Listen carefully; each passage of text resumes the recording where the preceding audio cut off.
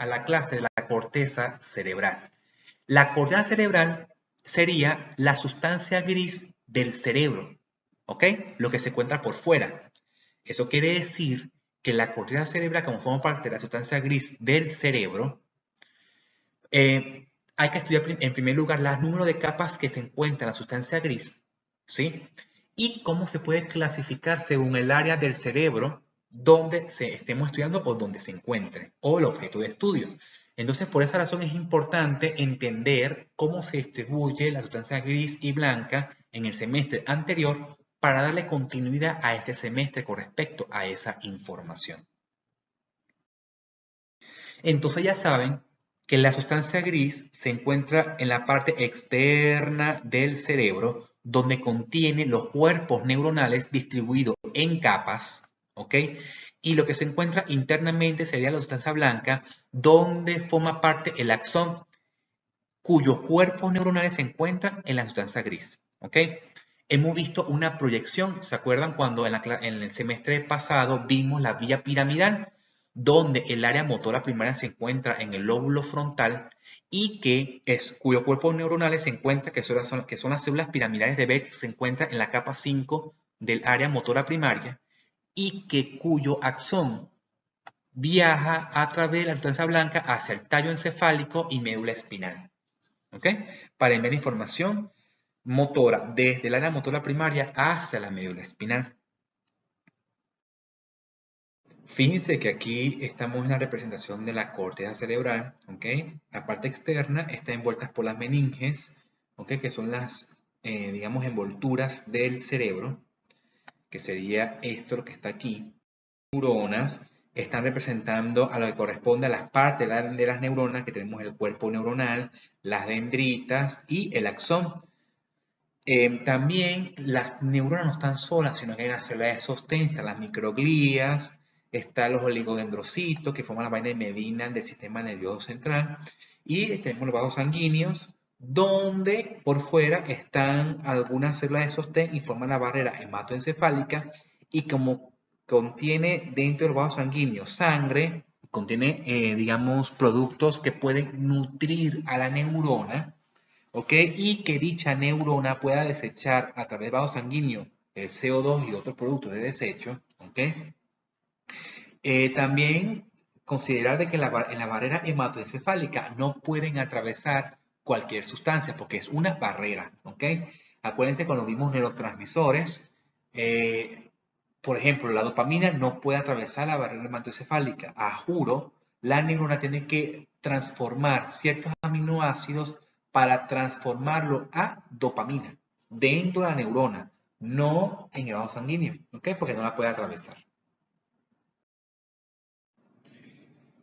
En la sustancia gris del cerebro, donde se encuentran los cuerpos neuronales, ella se distribuye en capas, ¿ok? Como se muestra en esta diapositiva, la corteza cerebral en su mayoría contiene 6 capas, ¿ok? Desde la parte externa hasta la parte interna tiene unos nombres característicos. Cuando digo parte externa es cuando tiene contacto con las meninges y la bóveda craneana. De la parte externa y la parte interna es cuando tiene contacto con la sustancia blanca, ¿sí? Ahora bien, tenemos la primera capa, que es la capa molecular, que es la más externa, ¿sí? Luego viene la capa granular externa, luego viene la capa de las células piramidal externa, luego viene la capa granular interna, luego viene la capa ganglionar o de células piramidales internas, y por último, la capa más interna sería la capa celular multiforme, que es la polimórfica. Estas capas, esta distribución es muy importante porque en toda la corteza cerebral, la mayoría está representado así en 6 capas. Pero, ¿por qué es importante estos nombres de las 6 capas? Porque resulta que el grosor de las capas no son las mismas según el sitio donde vamos a estudiar en la corteza cerebral. ¿Ok? Porque van a tener unas especificaciones y una función determinada en el cual o en ese sitio de la sustancia gris de la corteza cerebral o recibe información de ciertas áreas, o envía información a otras áreas, ¿ok? Específicas. Recordar que la comunicación entre una neurona y otra es a través de la sinapsis, que pueden ser sinapsis eléctrica y sinapsis química. Nuestro objeto de estudio va a ser la sinapsis química a través de neurotransmisores. Por ejemplo, en este caso, en esta imagen, vemos 3 neuronas que se comunican una con otra a través de sinapsis química, ¿ok? O como esta motoneurona alfa que hemos visto en el semestre anterior, ¿ok? Con respecto a la médula espinal en el asta anterior, cómo esta neurona se comunica con este músculo a través de una sinapsis química, ¿ok? Entonces, recordar eso porque si vamos a estudiar las 6 capas, ¿ok? Y que se encuentran en sustancia gris, esas células envían proyecciones axónicas hacia la sustancia blanca y tienen que llegar a algún sitio. Y en ese sitio tienen que comunicarse con otra neurona, ya que estamos hablando. Entonces, como estamos ubicados en la sustancia gris, que es la corteza cerebral, hay que tomar en cuenta el circuito neuronal, ¿ok? Ya sabemos que está distribuido en 6 capas, pero imagínense que esta neurona A envía información del punto de vista eléctrico a través del axón y luego por sinapsis química se comunican con neuronas que se encuentran en el sitio B, pero este sitio B y C contiene un circuito neuronal en donde ese conjunto de neuronas no todas son iguales. Hay algunas neuronas que pueden ser excitadoras y otras neuronas que pueden ser inhibidoras. Lo que representan en las flechas son las neuronas excitadoras. Liberan, por ejemplo, glutamato hacia la otra neurona. Pero a otras neuronas que se encuentran aquí, que marcan como una X, liberan neurotransmisores inhibidores. ¿Ok? Y todo este circuito neuronal hace conexión, ¿verdad? O envía la información a esta única neurona como vía final. Dependiendo del estímulo de A y dependiendo de qué se activó o se inhibió en el circuito neuronal de B y C, es la intensidad del estímulo final en esta única neurona que es la salida.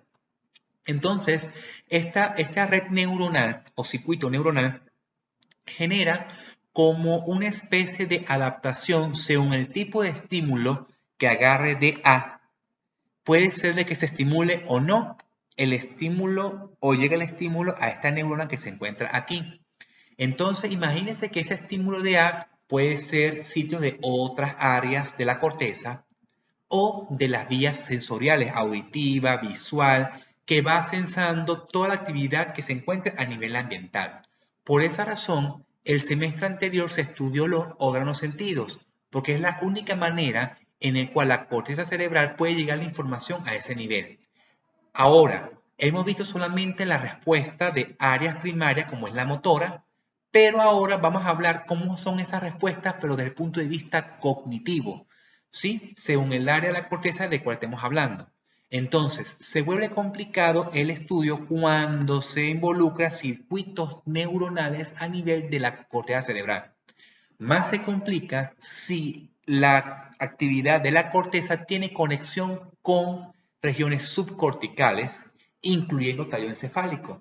Entonces, esto, para poder estudiarlo, vamos a estructurarlos desde el punto de vista anatómico, la función de cada lóbulo, para poder entender los circuitos neuronales que pueden modificar la conducta humana.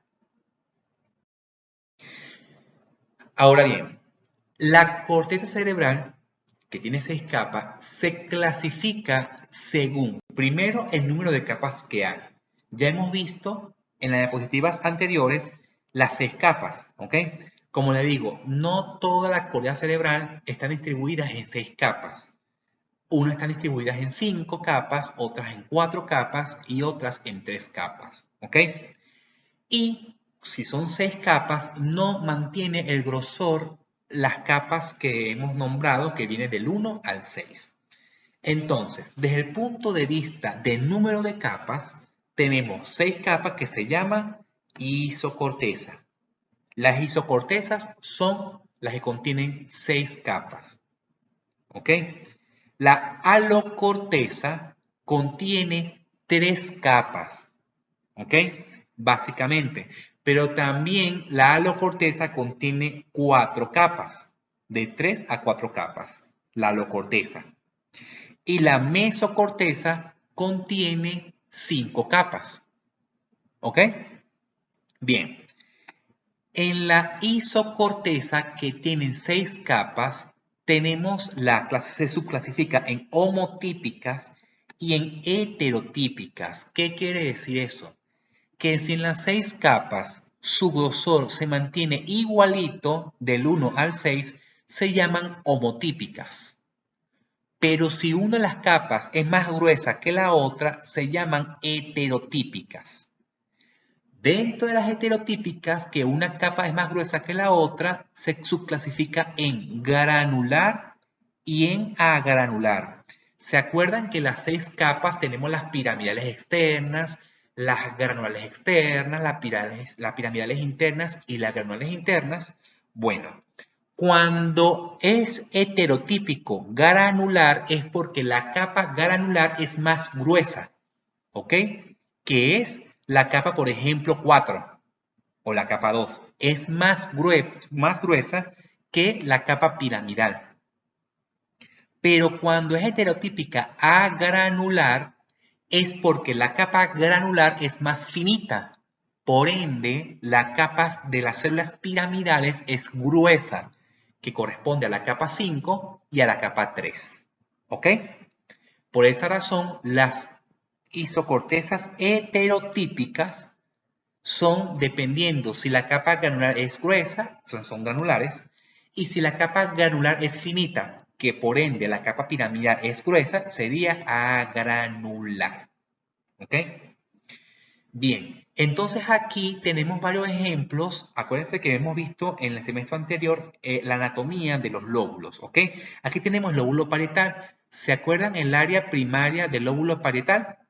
El área primaria es que recibe información del tálamo, ¿ok? Por ejemplo, el núcleo ventroposterolateral del tálamo recibe información o envía la información hacia el área sensitiva primaria que se encuentra en el lóbulo parietal. Y como es un área receptiva, se supone que la corteza o la capa granular tiene que ser más gruesa, porque las células granulares, su función es recibir información. Pero resulta que, acuérdense que la capa piramidal, si es más gruesa, sería agranular. ¿Se acuerdan cuando hemos visto en el semestre anterior la vía piramidal en el área motora primaria? Resulta que la vía piramidal, que los cuerpos neuronales de las células de PET se encuentran en la quinta capa, ¿se acuerdan?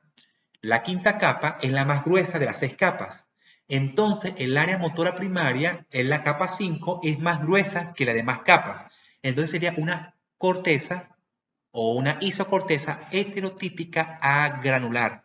¿Cuál es la función de las células piramidales? Enviar información. Es al revés de la granular. La vía piramidal, ¿verdad? O las células piramidales envían información y las células granulares reciben información. Por esa razón, las células que se encuentran en la corteza parietal es una isocorteza heterotípica granular, porque recibe información del tálamo. Pero el área motora primaria es una isocorteza heterotípica agranular, porque las células piramidales predominan y forman parte de la vía piramidal, porque es la que envía información. ¿Se acuerda que enviaba información la vía piramidal desde la corteza motora primaria hacia